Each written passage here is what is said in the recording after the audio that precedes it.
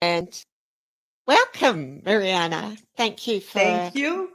visiting Women on Fire today. It's Thanks. great to have you and your expertise, because I know you specialize in women's health and you introduced to Australia amazing medical laser procedures, which you've also now introduced to New Zealand. So I'm really excited to talk to you about this because I know it's going to help so many women. Yes, I am very positive about that and hopeful, that we can share the information about this innovative and very effective treatment for such common and annoying conditions. Such as? Yes, such as. Do you want to start with the most embarrassing one that no one wants to talk about? Yes. Yes, stress urinary incontinence. And it's very common, isn't it? And there are two types, right? Urge incontinence and stress incontinence. Yes. Can you explain the differences between those? Sure. Look, stress urinary incontinence, in essence, is a result of some form of pelvic floor damage and dysfunction. So most commonly, the cause for this dysfunction is through childbirths, increased risk with multiple births, increased risk with any form of trauma, and then adding on to that is obviously the changes that women go through, through our whole life. We go from having a pregnancy, delivering babies, hormonal changes, and then ending up, with very commonly, having to do heavy lifting with these children, gaining some weight through menopause, and menopause brings additional issues with the lack of estrogen. And for me, this is probably, I approached this issue from my background of years of general practice, where the woman will come, and if they share how embarrassing it is to have to worry where the toilets are, leaking the urine with some simple activities like laughing, coughing, sneezing, being unable to actually participate in sporting activities due to fear of embarrassment if they leak urine, avoiding those activities, which doesn't help them because then that contributes to anxiety and to weight gain, not being able to play with the children. Time and time again, women talk about, I can't jump on a trampoline. And that, becomes for some of the women almost the way of life. They think my bladder is weak. They don't think for one second, wait, there is something wrong with my bladder and I should go and see a doctor and I should find out what can be done, because there certainly are things that can be done. So that's why I'm expanding a little bit, because that is probably having a more psychological impact in women's life, notwithstanding that urge incontinence happens for a different reason. It can happen again due to some muscle damage or some damage in their nervous system. So these women often have issues where they have to get to the bathroom, and we use that analogy of rushing through the door with the bags in your hands, key in your hands, opening the door, and then not making it in time to get to a bathroom. A large number of these can be, addressed differently, because often behind them is another condition called overactive bladder. And the overactive bladder is a condition that we treat by retraining the bladder and also with medication. But it is not uncommon to have a combination of a little bit of both. But specifically where, laser treatments can help would be with the stress urinary incontinence. Right. Okay. Can you tell me why, or tell us why, declining estrogen affects the bladder and Sure. the vagina? Mm. Yes. So look, the story goes, like I said at the beginning, depending on the difference in our life events as a woman, whether we had a babies, whether we had multiple babies, and most of the time we will see some problem with the pelvic floor dysfunction by the time we reach menopause. Means we have some weakening in that pelvic bonding structure area, and we do or not do the pelvic floor exercises and have that addressed earlier. But when it comes to our tissues, these vaginal tissue throughout our life are supplied with an abundance of nutrients through a good microcirculation, and the glands that support those tissues in the mucosa with a lot of lubrication and with a lot of hydration. That starts declining with our age, and it does start declining as we lose the estrogen and other hormones that we normally produce.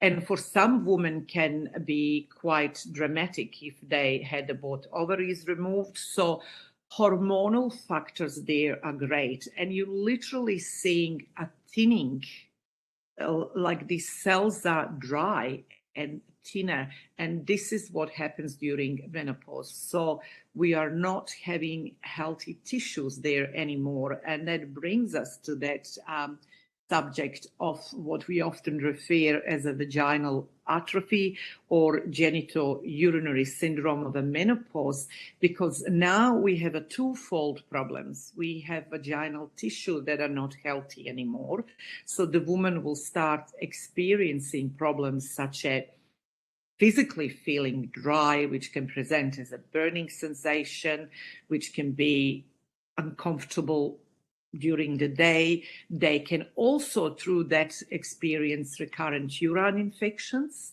And when it comes to sexual activity, it becomes almost impossible, because it's uncomfortable, and there can be some bleeding associated with that. So we now have to take care of these tissues, and we forget that a lot of women might get there because they had a chemotherapy, or they have some immune conditions such as diabetes, or they can have problems with another Sjogren syndromes, where we simply have actually immune system turning onto our own cells that produce tears and mucus and saliva.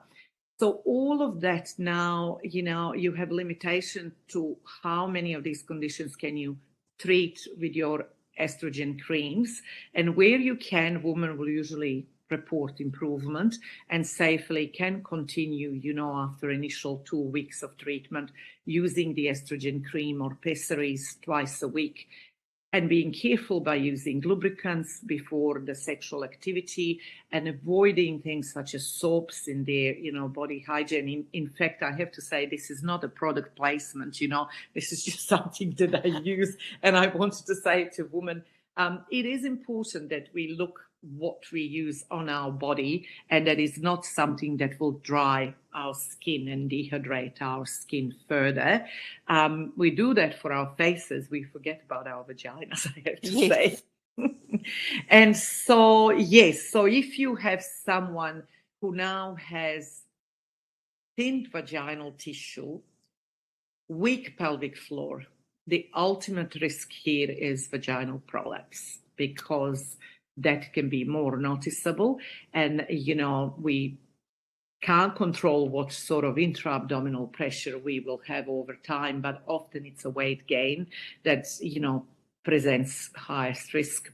But if you have a little bit of that stress urinary incontinence, where you lose the urine and there is increase of pressure in there, it becomes really, really complicated to treat. it requires multidisciplinary approach. Oh, is that right? Because prolapse, what's the difference between atrophy and prolapse? Vaginal. Well, vaginal atrophy describes the state of the tissues, so our vaginal mucosal tissue inside the vagina, and the state of these, tissues surrounding vagina, endopelvic fascia, because through the changes, we also lose the collagen and elastin. We use them because of hormonal changes and aging, but we also lost them through some damage to pelvic floor. So these two changes can over time create an environment where our organs such as bladder or our womb, uterus, or even, our bowels can now move from their original places where they're structurally sitting and prolapse through that vaginal wall. Oh. And yes, so that is, that is very commonly, most likely reason why any woman who had multiple births and children may end up requiring a surgery in her lifetime. Wow. I mean, I haven't had vaginal prolapse myself, but I've heard it can feel like a dragging down, or yes, look, a number of symptoms, that again, if you're not aware, you might not recognize. One is constipation, the weakness with that evacuation of bowel, or in a more advanced bladder, even difficulties to pass urine, because the bladder might compress, the opposite of leaking the urine. And then, yes, you can feel some sort of vaginal discomfort and that heavy feeling. My patients will commonly report that after, let's say, they move the house and they've done quite a bit of heavy lifting, and now they're in a shower and they suddenly feel something just slipped, and they can sometimes feel it or just have that dragging, heavy feeling that can give them lower abdominal pain, lower back pain. All of these can be symptoms and signs that your pelvic organs are moving in that lower direction. In saying that, a large number of women will just naturally through aging had that grade 1 to 2 pelvic floor prolapse and not be aware of that, and those might be the women who have very strong pelvic floor muscles and they're not actually feeling it because they do have that bonding structure support. Maybe they're not getting constipated as much, they're not sort of carrying extra weight, so it can be asymptomatic for a lot of women. A lot of women might not feel much. Really? Because pelvic organ prolapse does not always necessarily goes with a really bad vaginal atrophic symptoms. It's a sort of continuum, and you might get more of one than the other depending on your individual case, how your symptoms might present. Wow, that's so interesting. So it's kind of all interlinked. So your laser treatment can help with all of these things? To a degree, yes. We have indications to all of this that I mentioned, whether we are going to address the issue of stress urinary incontinence or the genitourinary syndrome of menopause, or very early signs of prolapse, and the vaginal relaxation syndrome, where what that describes is after you had multiple deliveries, what can happen through a process because vagina has to expand, dilate to allow the passage of the baby and the birth. And sometimes, you might not have the things going back in the state they were before, pregnancy and childbirth. So some women will also feel some sense of laxity in their vagina, and it might affect, their sexual relationship with a partner, because they will feel less friction themselves and the partners as well. So that all describes the fact that we have some changes in a tissue of this vaginal wall, loss of collagen, loss of elastin. So that is also an indication for the treatment, because the laser that I use in my practice is using the light in a form of the photothermal energy. It is an erbium YAG laser with a strong, affection for water, and the water is on the superficial skin cells. So what we have, in comparison to some other laser and some other radiofrequency treatment, we have this very precise delivery of this energy on a surface in a what we refer to non-ablative mode. So we are not compromising the surface of the vaginal mucosa. Oh. We're not ablating, we're not cutting, we're not burning. We are literally delivering the energy in a form of heat, photothermal. And I know a lot of my patients, when they first come, are interested, does it hurt? While you will feel some sensation during treatment, it doesn't hurt because your vaginal environment is moist. It's not like our skin, which is dry, where we can feel the same energy a lot more than in a vagina. And as we deliver this energy, what happens to our body, to our cells, is two things. One thing is we already have collagen and elastin in our tissues, in the skin, in the bones, in the muscles. And sometime in a vaginal mucus, this collagen and elastin have been disturbed through all the changes we were talking about, some of which can also be the surgery, hysterectomy, and some other procedures that a woman can have. So when you deliver the energy in a form of heat in a safe, controlled manner, your tissues recognize that as some form of indication that something has happened and I need to start a healing process here. So we call that process collagen remodeling. We have the existing collagen and elastin literally getting shorter and stronger through that.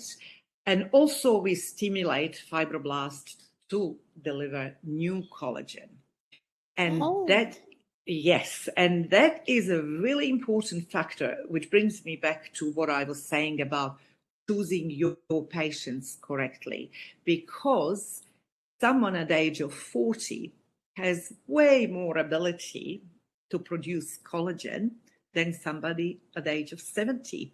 And it's simple fact, and this is why we see the aging process, is because over time we lose that capacity to produce collagen and elastin, and that lovely supple skin might, over time develop more crevices and wrinkles. And if you add to that on a face sun damage, and in a body like a vaginal area, big one is smoking. I often go back to for the vagina. Absolutely. Well, what happens with the smoking? One is that you do not deliver oxygen to these cells as well. So those already cells changing with a loss of hormone, if you're now attacking them, with all of this negative impact of smoking, you're just contributing to faster aging, because it damages that existing collagen and elastin. And we need that existing collagen and elastin there, because that is what our laser is going to work with. And by strengthening the tissue in vaginal canal and in the surrounding endopelvic fascia, between your bladder and urethra and your pelvic floor, we are really increasing the support. And we are rejuvenating the tissues inside vaginal canal. And so we now are seeing improvement in all of these conditions. We're having ability for a woman who has stress urinary incontinence to hold on, and not leak that urine. And some of my patients told me part of a problem why they feel, attempted, they attempted to do pelvic floor exercises, but they couldn't feel their muscles. So when you strengthen the tissues around, they can feel the muscles more. There is more likely chance that they will hold on with these muscles and not leak urine during some of these episodes, like a coughing and sneezing.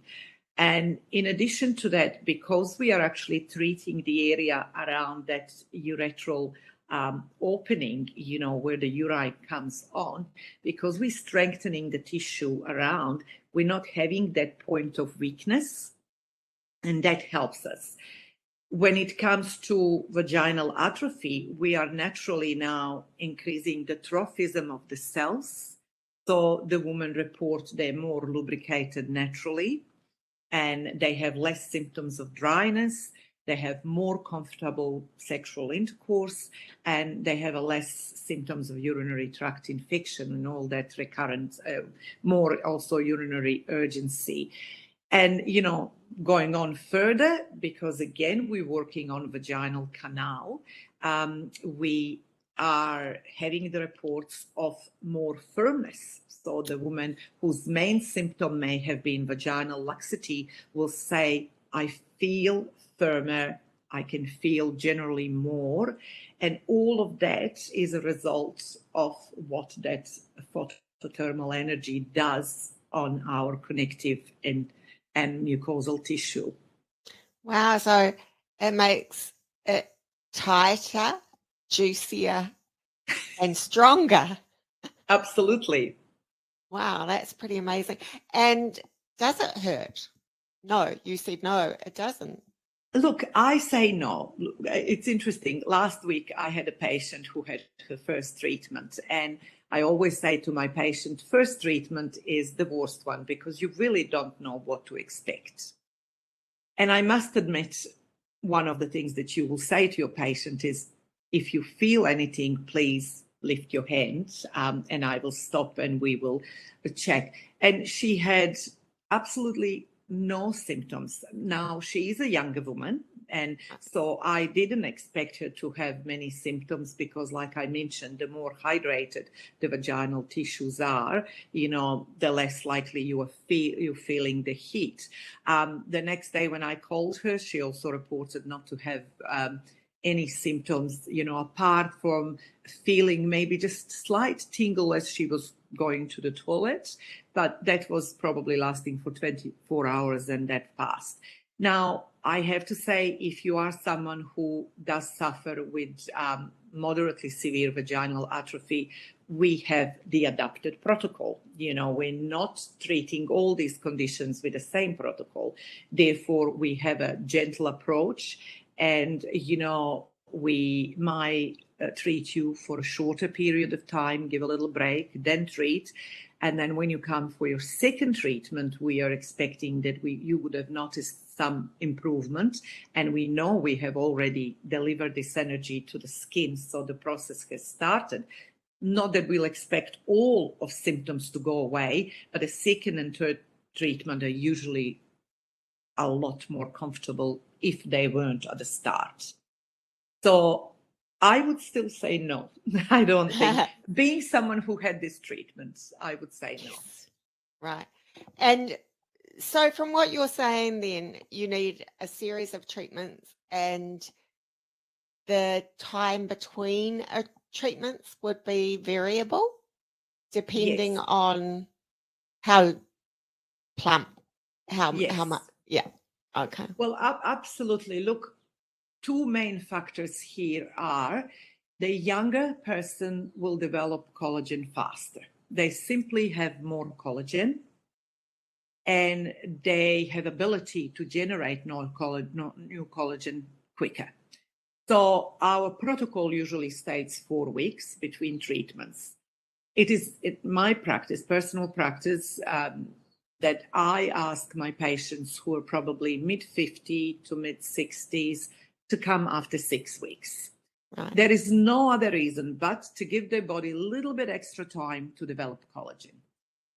Each patient will have to have a 3 treatments, and it's a quite standard protocol in when we're using laser. It's evidence-based. It's trying to capture every single fibroblast, and make sure that we treated whole area adequately.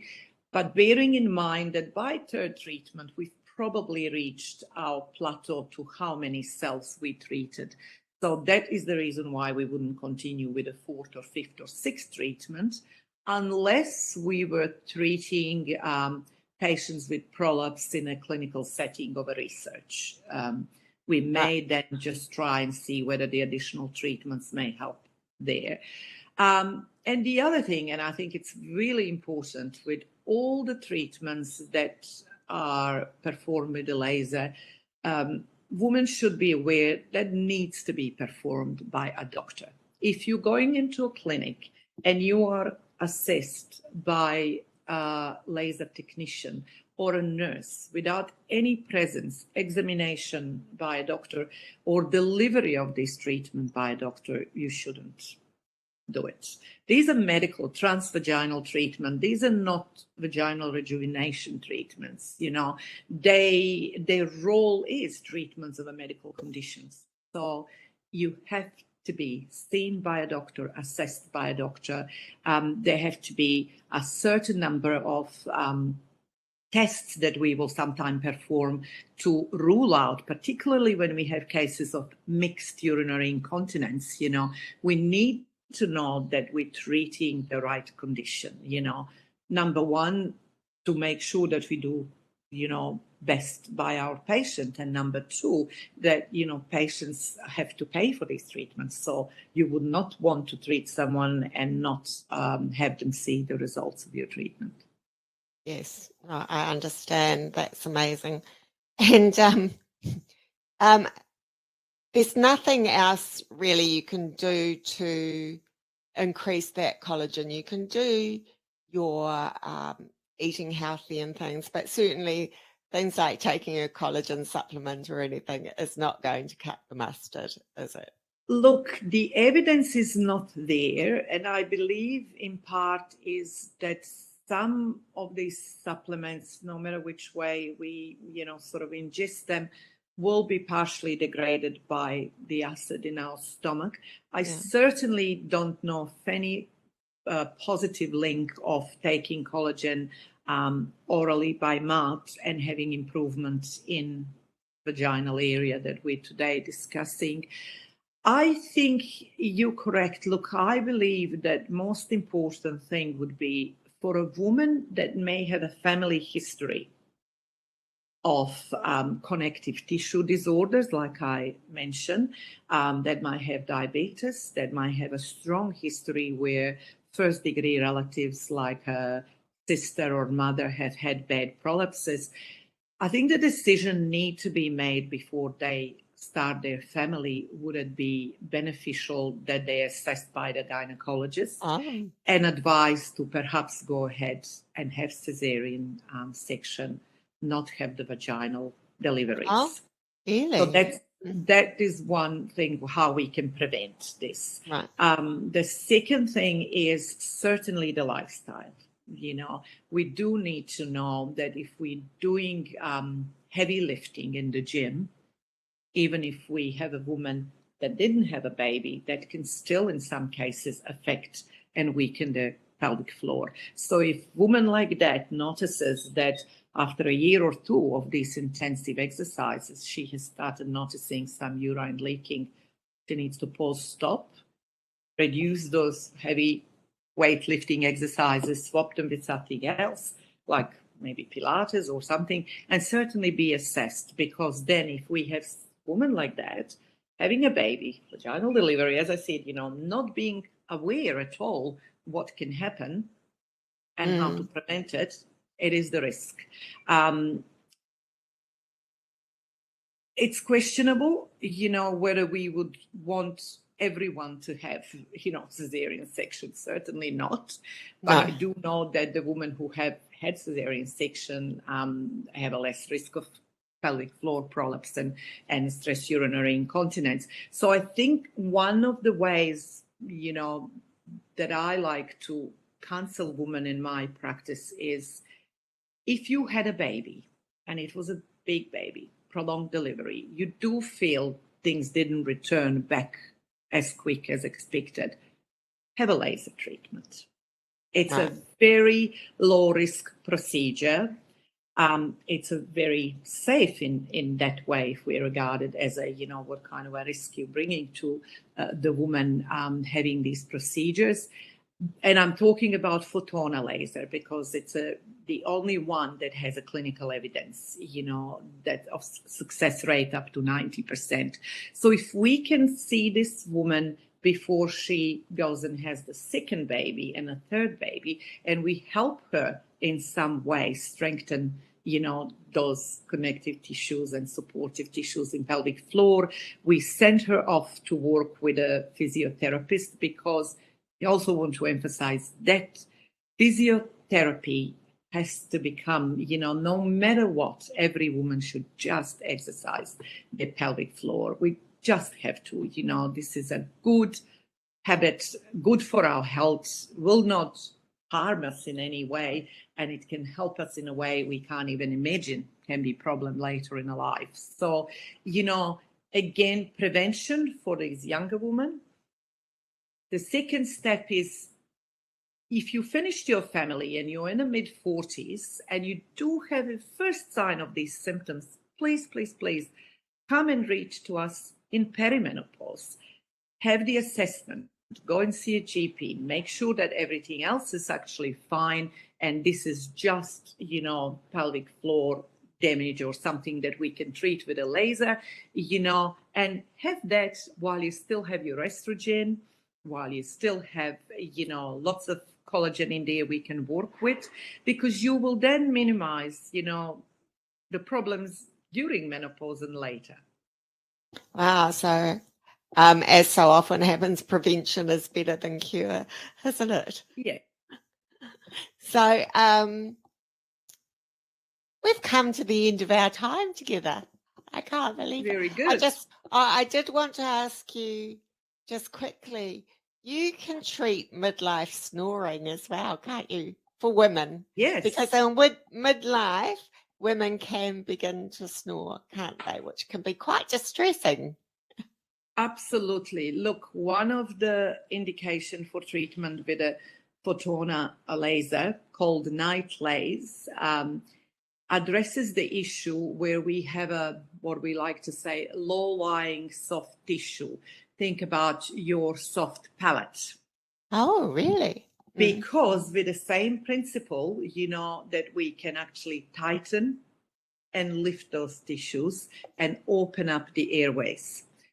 So one of the first things that I do with my patients, we assess according to something called Malampati score to see how much of that soft palate can we see when they open their mouth for a simple, examination with a spatula, like you do when you go to see a doctor for sore throat or some other conditions.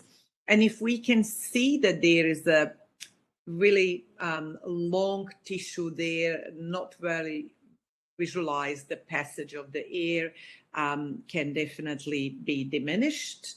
We have more visual evidence that this treatment can work. Saying that, we do need to make sure that the patients are not snoring because they have some nasal problems, such as nasal polyps.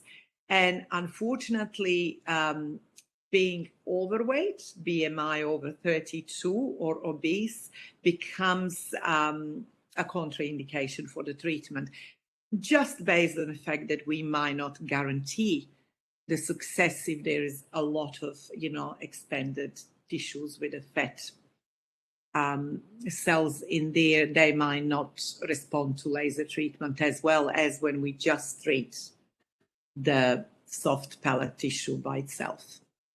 Okay, that's fascinating. Yeah. So as a woman yourself, and a woman who works with women.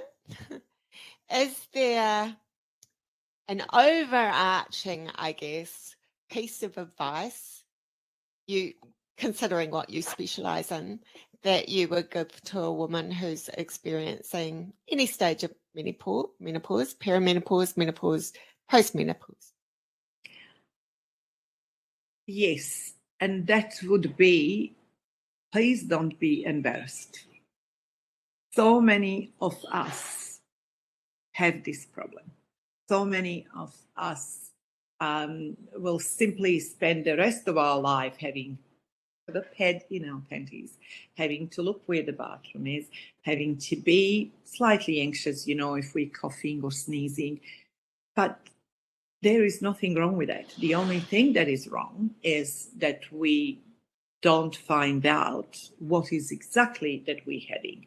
Please don't neglect. It's a part of your health assessment.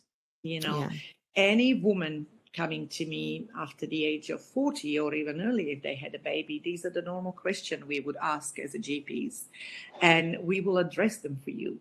And like I mentioned, the only reason is because I find that it is having such a negative impact on women's mental health, on their anxiety, even sleeping, where if you have to get up 3-4 times at night to go to bathroom, that is not normal. That can be addressed. And in cases of overactive bladder, which we don't treat with a laser, a simple bladder retraining and medication can help. And in a large number of the women, I know when we talk about laser, a lot of women will say, no, thank you, not for me, something from Star Wars, not interested. Or quite frankly, there will be situations where it's a cost prohibitive because it's not funded. But just the pelvic floor exercises with the trained pelvic floor physio, 65 to 75% of women will see improvement in their symptoms just by doing that. And lastly, think about coffee, think about tea. If you're already having these things, then a decaf coffee or tea, or even better, herbal tea, and a simple, beautiful New Zealand fresh water is a little sacrifice, not saying don't have a glass of wine here and there, but a coffee and tea do contribute to urinary urgency, and hot chocolates, sadly, which I like. So yes, I'm just thinking, let's stand up and say, hey, look, I do matter. I should be feeling good. If I was living in Okinawa, believing till 90 or 100, I'm not going to be getting this, in a way of me enjoying, playing with my children and grandchildren and participating in the activities which will then help me health-wise in a number of ways, thousands of ways. Cheers to that. That's such good advice. I love it. Thank you. So thank you so much for being with us today. Now, do you still work in Australia as well as New Zealand? Or how can people get in touch with you? Okay, look, I have permanently moved with my family, my husband here to Auckland. I'm currently working and offering these treatments, and laser is based in Auckland, in Remuera. I work in collaboration with a plastic surgeon, female plastic surgeon, Dr. Kasia McKenzie.